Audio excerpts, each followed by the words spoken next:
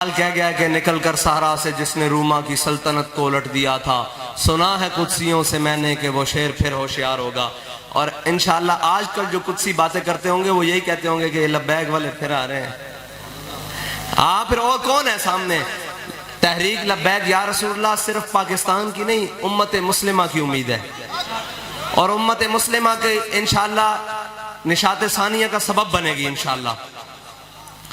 اور تحریک لبیک پاکستان، آخری بات، حضرت اسامہ بن زید کا آپ کو میں تعارف کروا چکا ہوں۔ آپ غلام ابن غلام اور لونڈی کے بیٹے ہیں، اور فتح مکہ والے دن میرے آقا و مولا نے جو کیا نا، وہ قیامت استاد صاحب پڑھا کرتے تھے، کاہن و پاپا و سلطان و امیر، یک نخچیر صد نخچیر گیر، تامین حق بحق داراں سپرد۔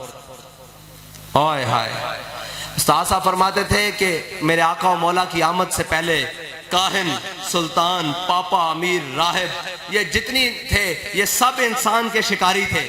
ہر کسی نے جس کا بس چل رہا تھا اس کو غلام بنا کے رکھا ہوا تھا۔ اتنی دیر میں میرے آقا و مولا تشریف لے آئے۔ آج وہ منظر دیکھیں، وہ منظر کیا ہے؟ جب میرے آقا و مولا فتح مکہ والے دن داخل ہوئے، میرے آقا و مولا نے حضرت عثمان سے چابی منگوائی، وہ بھی ایک لمبا واقعہ ہے چابی والا۔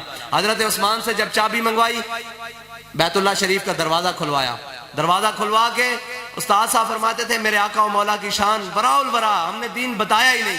استاد صاحب فرماتے تھے ابو بکر و عمر سے لے کر حضرت باشی بن حرب تک مراتب کے حساب سے تمام صحابہ باہر کھڑے ہیں، میرے آقا و مولا کی تمام رشتہ دار باہر کھڑے ہیں، آج قریشی ہاشمی باہر کھڑے ہیں، آج انصار و مہاجرین باہر کھڑے ہیں۔ میرے آقا و مولا نے ایک غلام کو ساتھ لیا، حضرت بلال کو، اور ایک غلام ابن غلام اور لونڈی کے بیٹے حضرت اسامہ بن زید کو ساتھ لیا، اور ساتھ لے کر جا کر بیت اللہ شریف کے اندر چلے گئے، اور اندر سے جا کے کنڈی لگا دی۔